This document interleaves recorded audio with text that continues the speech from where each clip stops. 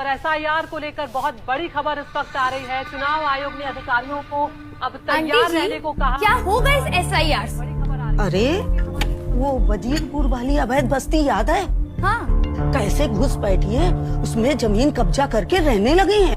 हाँ आंटी जी, उन्होंने तो फर्जी वोटर कार्ड और कागज पत्र सब तैयार करा लिया है। अब तो धीरे धीरे आसपास के इलाकों में सफाई करने का, चौकीदारी करने का काम करने लगे हैं, और वो भी कम पैसों में। इसके चलते ही मेरी बस्ती में भी कितने लोगों का काम धंधा छूट गया है। बहुत गंदगी फैला दी है इन सब ने। इन घुसपैठियों को हटाने के लिए ही तो आया है ये एसआईआर।